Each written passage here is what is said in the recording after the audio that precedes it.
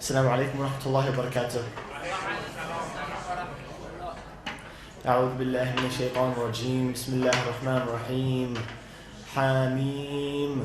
تنزيل الكتاب من الله العزيز الحكيم. إن في السماوات والأرض لآيات للمؤمنين وفي خلقكم وما يبث من دابة آيات لقوم يوقنون واختلاف الليل والنهار وما أنزل الله من السماء من رزق فأحيا به الأرض بعد موتها وتصريف الرياح آيات لقوم يعقلون. تلك آيات الله نتلوها عليك بالحق فبأي حديث بعد الله وآياته يؤمنون. ويل لكل أفاك أثيم يسمع آيات الله تتلى عليه ثم يصر مستكبرا كأن لم يسمعها فبشره بعذاب أليم. وإذا علم من آياتنا شيئا اتخذها هزوا أولئك لهم عذاب مهين من ورائهم جهنم ولا يغني عنهم ما كسبوا شيئا ولا ما اتخذوا من دونه أولياء ولهم عذاب عظيم من دون الله أولياء ولهم عذاب عظيم.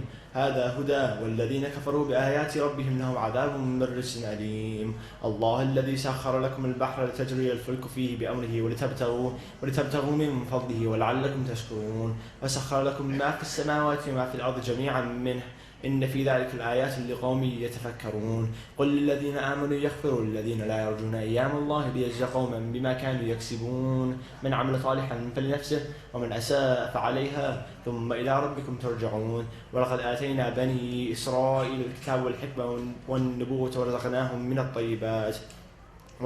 من الطيبات وفضلناهم على العالمين وآتيناهم بينات من الأمر فما اختلفوا إلا من بعد ما جاءهم العلم بغيا بينهم إن ربك يقضي بينهم يوم القيامة فيما كانوا فيه يختلفون.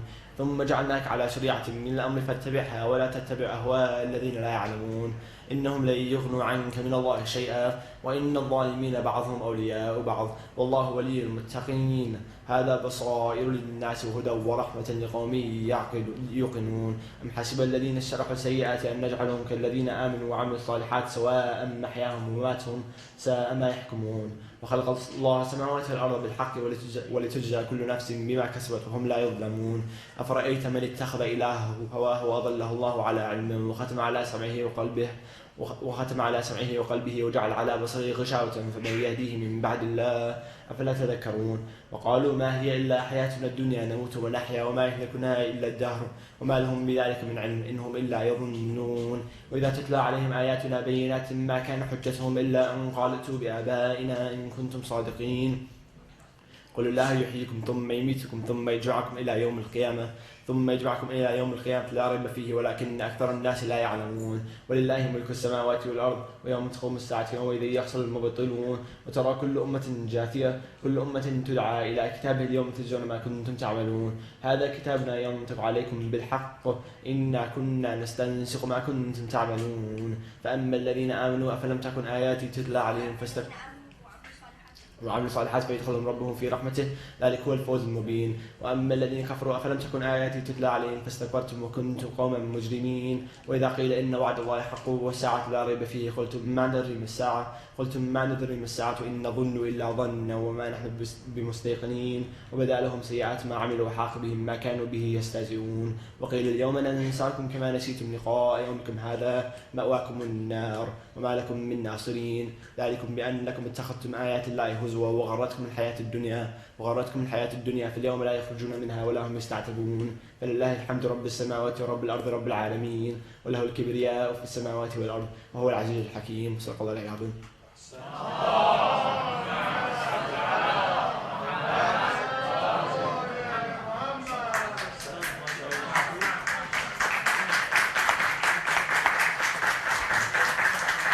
MashaAllah Muhammad, very good, MashaAllah.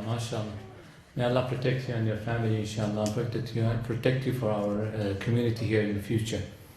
Now we are waiting for the Imam of the Center, inshallah, to enlighten all of us. Please invite him to the podium with the last salawat.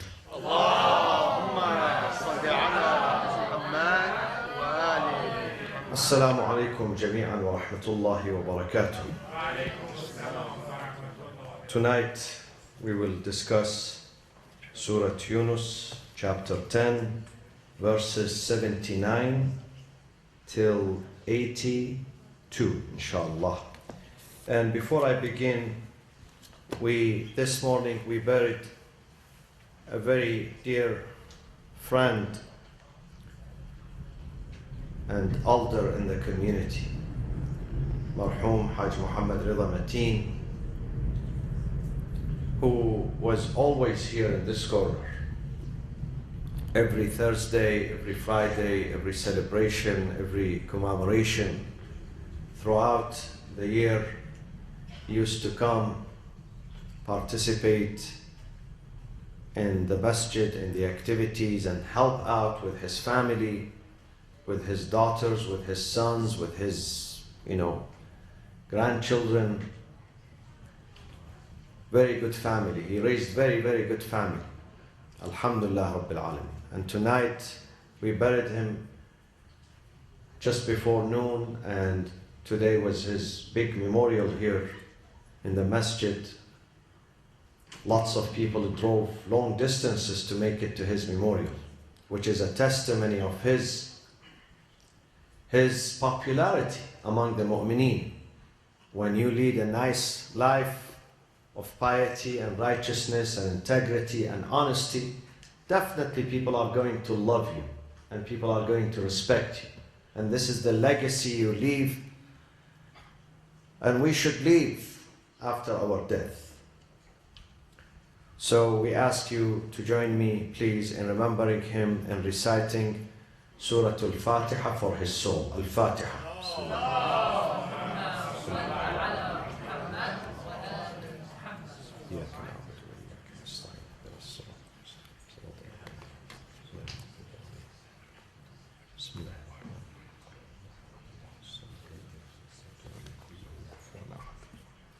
بسم الله الرحمن الرحيم الحمد لله رب العالمين والصلاة والسلام على أنبياء الله جميعا وعلى سيدهم وخاتمهم حبيب إله العالمين أبي القاسم المصطفى محمد اللهم صل على محمد وآل محمد وعلى أهل بيته الطيبين الطاهرين المعصومين. أعوذ بالله من الشيطان الرجيم. بسم الله الرحمن الرحيم. وقال فرعون ائتوني بكل ساحر عليم. فلما جاء السحرة قال لهم موسى ألقوا ما أنتم ملقون.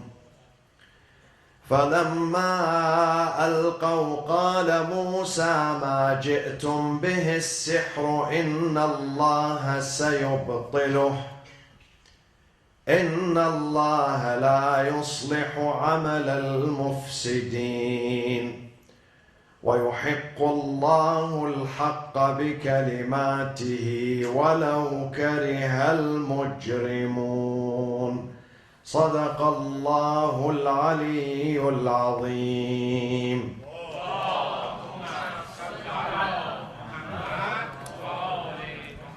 Musa ibn Imran alayhi salam is one of the greatest universal messengers that has been mentioned in the Quran 136 times. 136 times in many chapters. Him and his story and the children of Israel's story and the challenges that they faced and the rebellion that they had against him had been mentioned in the Quran as a lesson for us and a reminder for us, because the Prophet said to his community one day that you going to follow those who were before you, the people of book, the people of Jesus, the people of Moses, who were before you step by step and inch by inch. You're going to follow what they did. Some of them were obedient and others were disobedient. So whenever the Quran mentions a story or a parable, it's not for entertainment. It's for drawing lessons and learning from them. Musa alayhi salam is a reformer and a person who led a struggle most of his life against corruption, against racism, against discrimination, against exploitation of the poor and the needy, and ultimately against dictatorship of Pharaoh. So his life is full of lessons. His life is full of exciting lessons for us. Especially in chapter 28, Surah Al-Qasas. Qasas, if you open it with Fath Al-Qasas, it's a story. If you say Qisas, stories, see the difference? See how big the difference would be? If you say Al-Qasas, one story, singular. Qisas, stories, plural. So this chapter 28 is Al-Qasas, which is a story. Story of many prophets, but most importantly, the story of Musa and his brother Aaron. God says in that chapter, Inna Fir'auna ala fil ard. Verily, Pharaoh exalted himself in the land. He rebelled. He rebelled, ala fil ard, because of his conceit and arrogance. He made himself the highest in the land. And now we have dictators who make themselves the highest. When people elect them one time and twice, they think, wow, I'm the best in the country. See, people are voting for me. This happened in many countries. And then they became dictators. Automatically, they become, the approval of the people makes them dictators. When people are silent, when people see corruption and they don't say anything, the tyrant thinks that people are endorsing him in his corruption. And this is exactly what Pharaoh said. Pharaoh said, people they like me. Then whatever I'm doing is good. It's not bad. See the people, they like me. They approve me. This means we have a responsibility not to be silent. When you see corruption, you have to do something. Otherwise, the tyrant thinks that you are supporting him. And therefore, you're going to be his sharik, his partner in his corruption.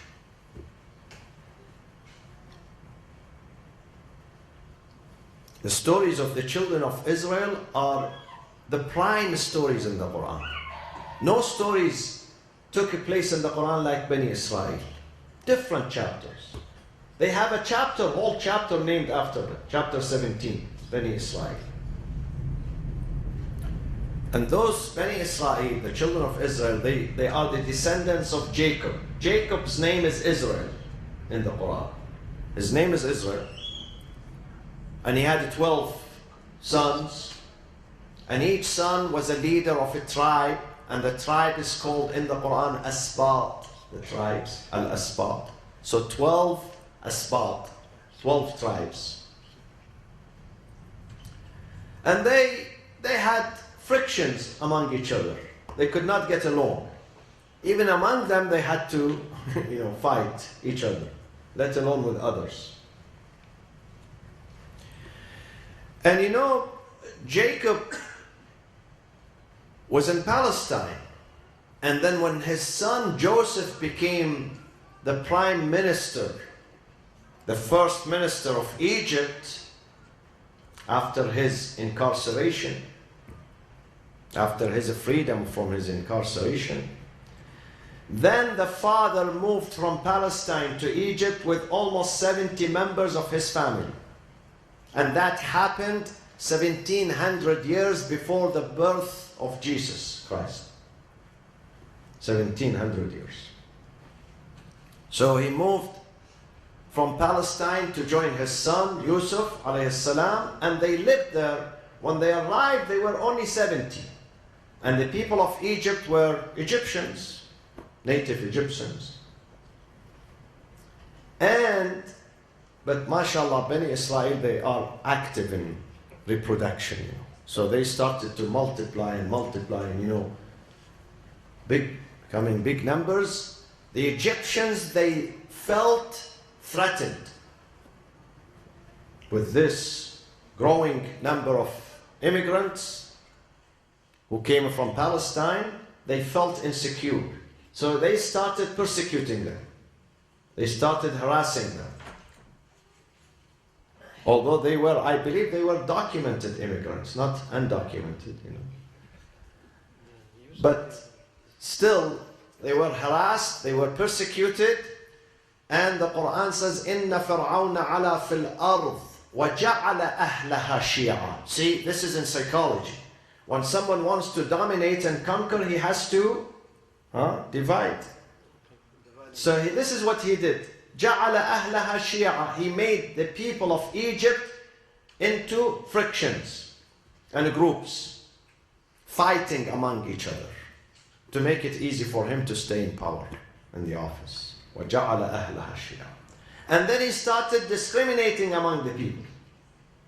He would murder part of them. يُذَبِّحُ أَبْنَاءَهُم. He would slay and kill the males, while he spared the females for work, slave work. He would kill the males and leave the females alive so they could be used as slaves. يُذَبِّحُ أَبْنَاءَهُم وَيَسْتَحْيِي. يَسْتَحْيِي means he keep them alive, he does not kill them. وَيَسْتَحْيِي نِسَاءَهُم. إِنَّهُ كَانَ. Indeed, he was the leader of corruption. إِنَّهُ كَانَ مِنَ الْمُفْسِدِينَ. But then Allah says things will change. They would not remain like that. Things will change.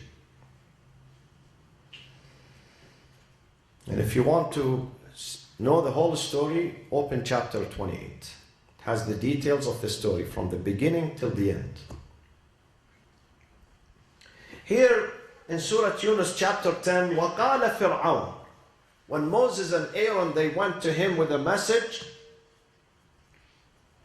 and Musa alayhi salam was worried, anxious. What will happen? This is a tyrant, and usually tyrants, they don't have brains. They kill.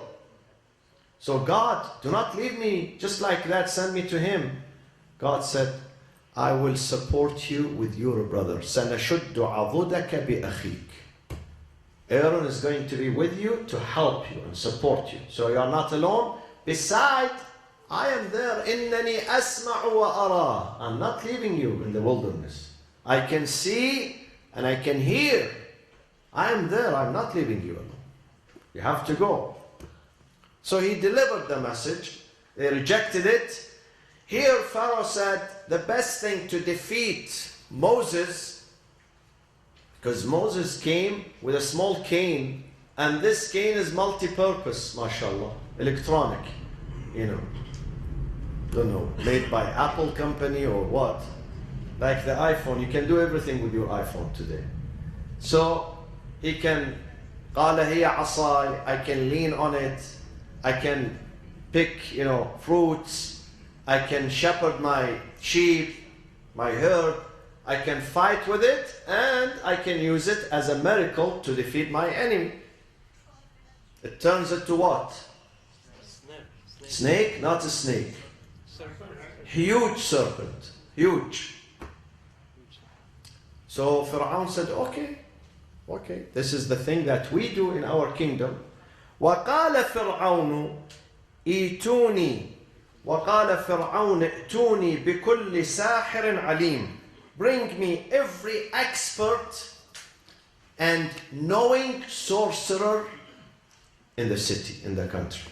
Bring those who do good, well. Number one, professional sorcerers, sahir. Bring them, pay them money, bring them from all over Egypt. In some riwayat stories, they say that they gathered 70,000 of them. 70,000 of those sorcerers. All of them are experts. When they do something, magicians, when they do something right before your eyes, you think this is real. It is not real. It's a magic. This is some type of magic. They deceive your eyes and people think this is real. وَقَالَ فِرْعَوْنُ ائْتُونِي بِكُلِّ سَاحِرٍ عَلِيمٍ فَلَمَّا جَاءَ السَّحَرَةُ. When they gathered, those 70 people of them, they say they gathered in Maidan. Maidan is a huge place, open place, like, downtown city. They all gathered. They had a huge convention. فلما جاء السحرة قال لهم موسى ألقوا ما أنتم ملقون. Cast what you would cast. He's not saying what they going to cast. Cast what you would cast. Meaning do your best. Do whatever you can. Do whatever you can. Musa was defying them. Okay, do whatever you can. Do. Cast what you would cast. ألقوا ما أنتم ملقون. What would they cast? They cast what? Ropes. Just simple ropes. When they cast these ropes, they turn into what? Snakes. Okay? ألقوا ما أنتم ملقون فلما ألقوا قال موسى ما جئتم به السحر. As soon as they cast the ropes, Musa said to them, these, whatever you are doing, that which you have produced is nothing but sorcery, sihr and magic. This is not real. ما جئتم به السحر إن الله سيبطله.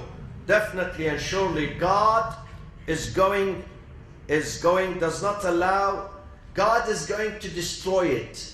God is going to invalidate this work that you are doing. By the way, one of the ayat which is useful for someone who has been possessed or touched by magic is to recite this surah.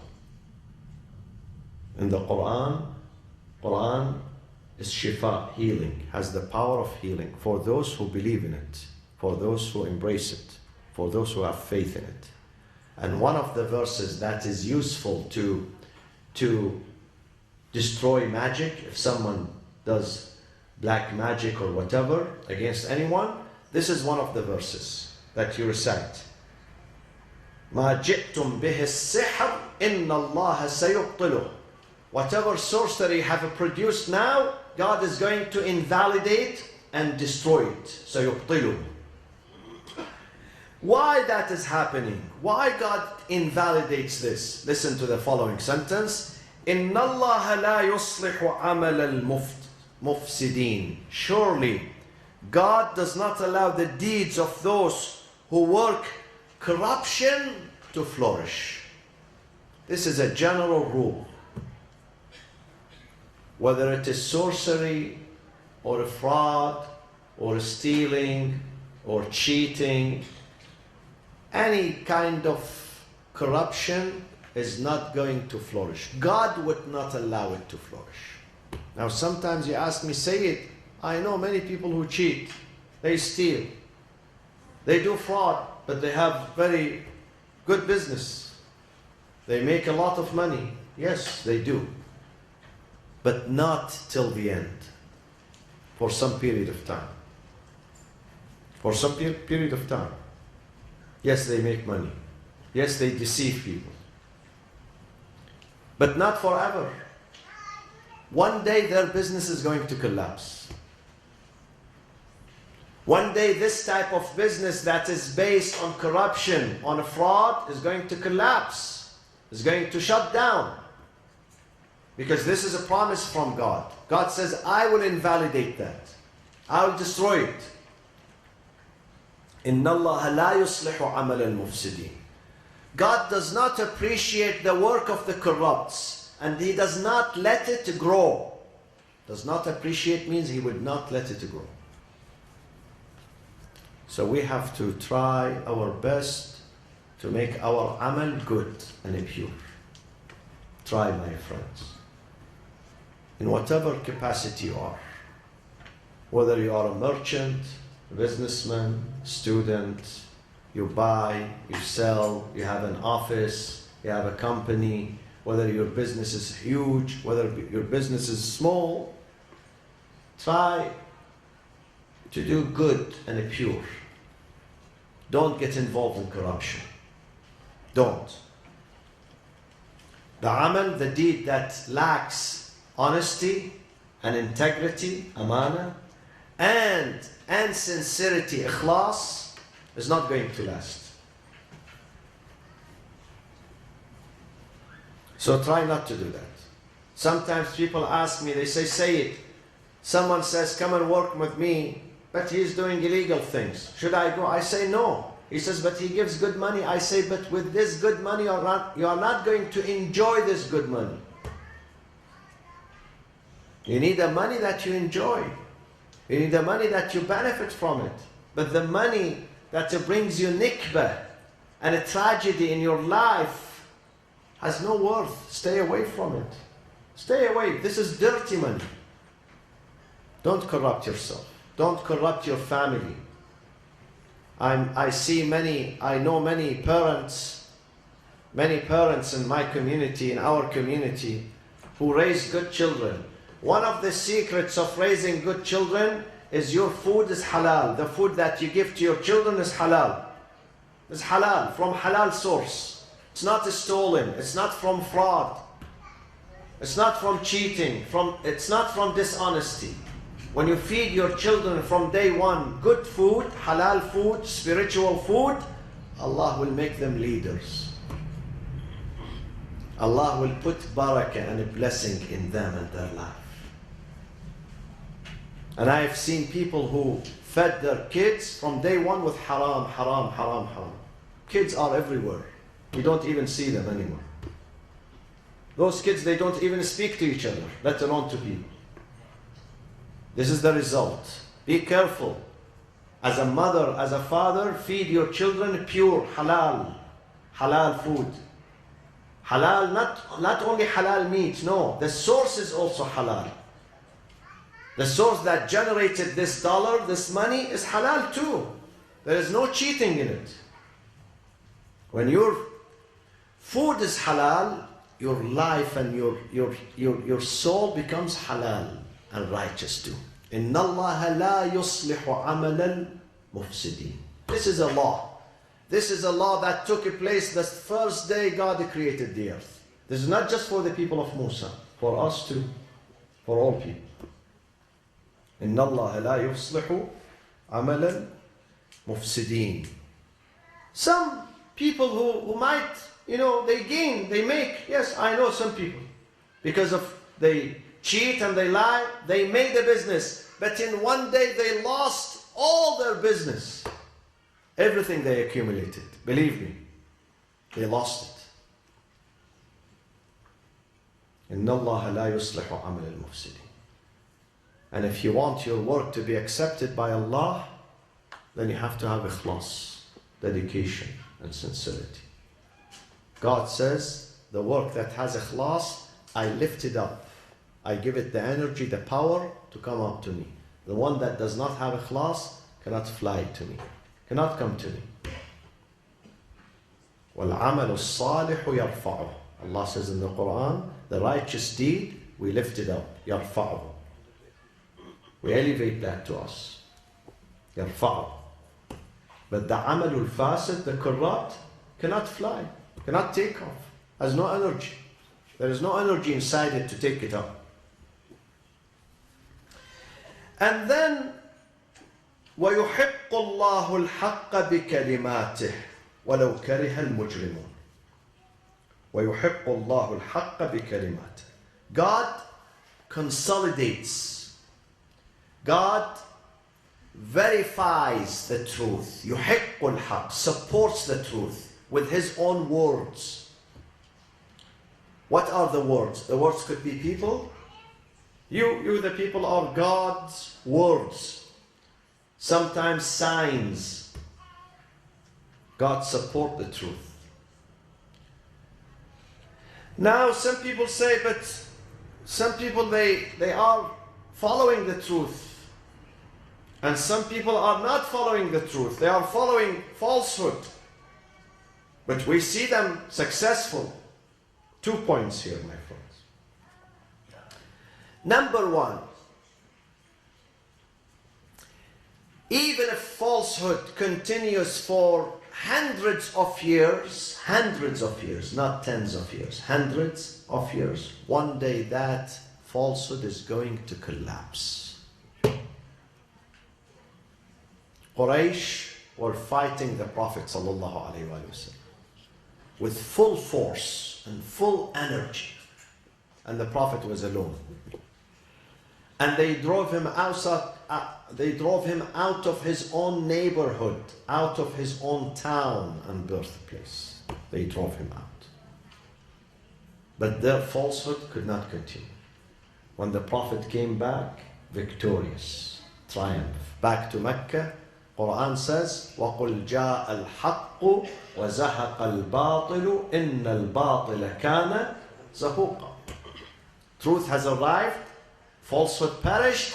For falsehood is bound to perish, even if it takes long time. Even if it takes 10 years, 20 years, 50 years. Falsehood is bound to perish. Number two. So even if it takes long time, one day that falsehood would collapse. God would not allow it to continue. Inna al-batil. See, inna with stress, with emphasis. Inna, indeed. Indeed, verily, indeed, falsehood is going to collapse. Inna al-batil kana zahuqa. This is number one. Number two, even if batil and falsehood has many supporters, the truth has one supporter, batil has 99 supporters. Still, falsehood is bound to perish, no matter how much supporters it has. Don't look at the quantity of supporters and say, look, all people are going into that direction, wrong direction. See? And they are victorious. See, they are gaining people. Even if they gain people. One day, that institution which is based on falsehood is going to collapse. Don't look at the number of people. Always Anbiya and the reformers were outnumbered by their enemies. Outnumbered. Never we saw in the history of our prophets that the prophet had bigger people than his rivals and his enemies. Never. Always Anbiya and their people were minority. Always, always. But who was successful at the end? Anbiya. Always. Do not be deceived by big numbers. From day one when God created this universe, always big numbers were doing wrong. And those who did right were small numbers. Always. Always the story. That formula is going to change one day when Imam al-Mahdi alayhi salatu wassalam comes back.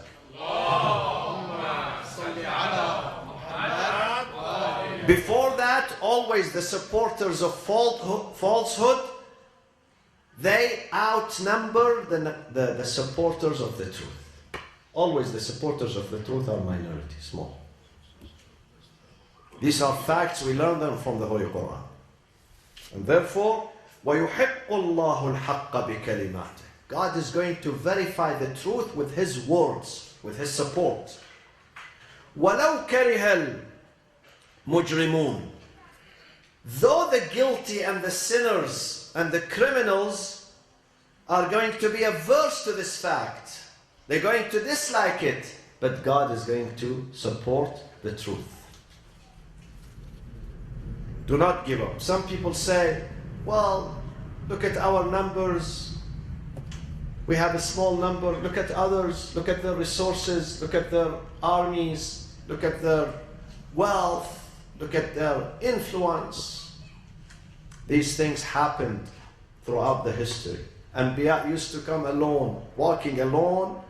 You know, if he has a crowd, that crowd will be only one person.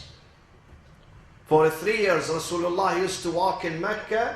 The only crowd with him was one person, Ali ibn Abi Talib. 12 years old, boy. And nobody was listening to the Prophet.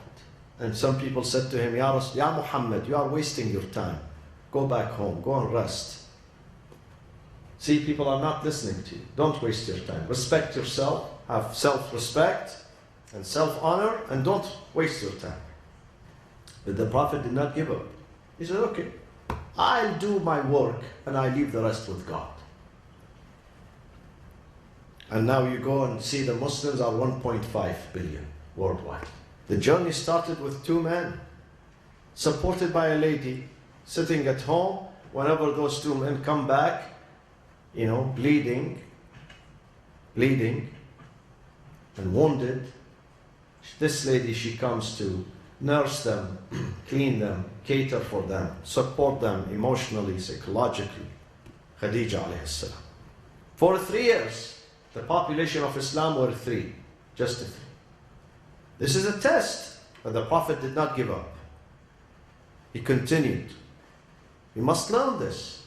If we are minority, but if we are following the truth, there is no fear on us. We will succeed one day. And then one day, Prophet came back to Mecca. وَرَأَيْتَ النَّاسَ يَدْخُلُونَ فِي دِينِ اللَّهِ أَفْوَاجًا. They came to him, they accepted him, they respected him. So it takes time. It takes time. Victory does not happen overnight. It takes time.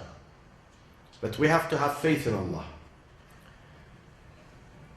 In 3 nights, you're going to have the New Year. And you have to think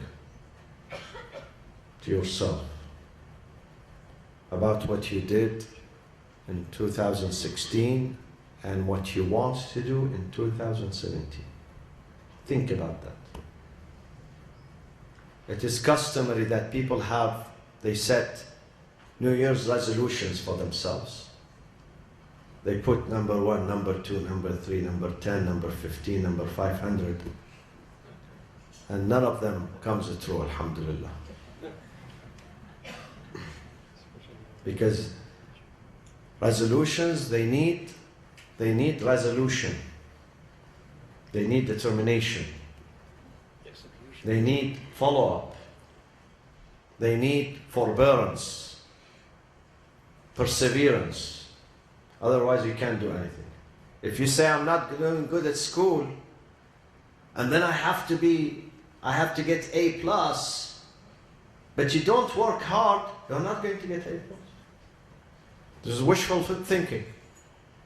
If you say, I'm not doing good in my business, so I have to be more serious, more hardworking, focus on my business this time, but you don't do that, this is only wishful thinking. If you want to change yourself, some of my qualities, I know they are bad. I know I'm not treating people well. I know I'm not behaving well. And I make a resolution, but I don't follow up on that, then nothing will happen. I would stay the same man. Same old man. Nothing has changed. So we have to have determination, my friends. Determination. Don't put many things, 1, 2, 3, 4. If you put just one and work on that one with sincerity, you will succeed. But you put 100 resolutions and you do none of them, it's only an ink on the paper. That's it. Has no value. We all have to have resolutions. We are not perfect. We are a human being. And we all have to change. And Allah says, if you don't change, I'm not going to help. I'm not going to listen to you if you don't change. إِنَّ اللَّهَ لَا يُغَيِّرُ مَا بِقَوْمٍ حَتَّى يُغَيِّرُوا مَا بِأَنفُسِهِمْ. Change yourself. Take life serious. Be serious. Believe in hard work. Then I will help you out. We need to change ourselves. As I said earlier in the funeral today,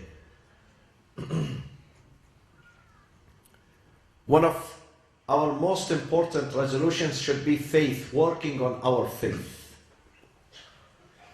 The stronger faith you have, the safer and the happier you're going to be. The deeper your faith is, the happier you're going to be. People think happiness means I have money lots of money. People think happiness means I have a magical button. Whenever I push it, I can get whatever I need. No, this is not happiness. Happiness is internal, is a feeling. Happiness when you are content with your life. You work harder, you are ambitious. But if that does not happen, you don't lose your mind. You don't lose your life. You don't lose your hope. This is happiness. Happiness, you are connected to God.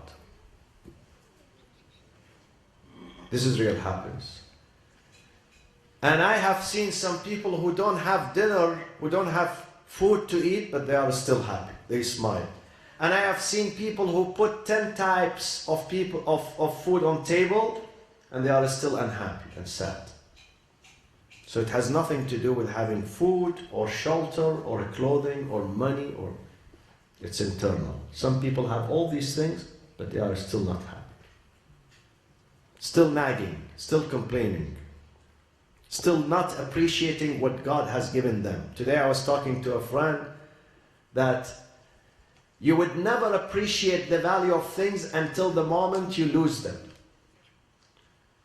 We don't appreciate the value of health until one day we become sick. We can't leave the house, we are bedridden. Then I say, wow, I was healthy for so many years. I didn't even realize that. I didn't realize the blessing of health. We don't know the value of family until we lose them.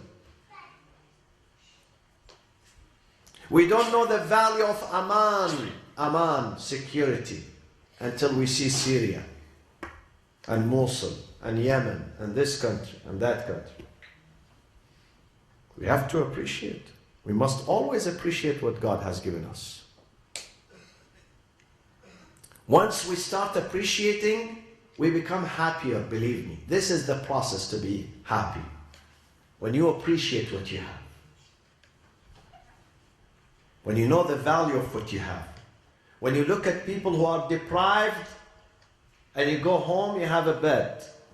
Okay, tonight I have a bed. This guy who's homeless, he used to have a bed. He used to have a house. He used to have a family. But now look at him. Look at her. So when you eat the food, you pray. You say, Ilahi, Alhamdulillah, you have given me. Alhamdulillah, you did not leave me hungry tonight. I have bed. I have family. I have peace of mind. This is the process of happiness. This is what leads into happiness. Appreciation. Number one is appreciation. وَإِذْ تَأَذَّنَ رَبُّكُمْ لَإِنْ شَكَرْتُمْ لَأَزِيدَنَّكُمْ. Your Lord has declared, once you appreciate and you thank, I'm going to continue my blessings on you. So we ask Allah to continue His blessings on us, inshallah, for the remaining of this year, for the next year, for the next, inshallah, decade. And we don't lose our faith. We become more faithful to Him and more faithful to people too. We treat them with love, with kindness, with thoughtfulness. Sometimes a smile, sometimes a good word that you send makes a big difference in people's life. So don't lose this chance. Don't lose this credit. The Prophet said, sometimes you don't have money to give, neither shelter, even your food is not enough to share, but you have good tongue, good speech. So use that one. Use that one at least to make people happy. اللهم اغفر للمؤمنين والمؤمنات والمسلمين والمسلمات الأحياء منهم والأموات تابع اللهم بيننا وبينهم بالخيرات إنك مجيب الدعوات إنك غافر الخطيئات إنك ماحي السيئات وجاعلها حسنات. Tomorrow inshallah Salatul Jumu'ah at 12 inshallah at noon, and let's recite this dua for our Imam, the 12th Imam. بسم الله الرحمن الرحيم. اللهم كن لوليك الحجة ابن الحسن صلواتك عليه وعلى آبائه في هذه الساعة وفي كل ساعة وليا وحافظا وقائدا وناصرا ودليلا وعينا حتى تسكنه أرضك طوعا وتمتعه فيها طويلا، واجعلنا اللهم من أنصاره وأعوانه. وصلى الله وسلم على سيدنا محمد وأهل بيته الطيبين الطاهرين.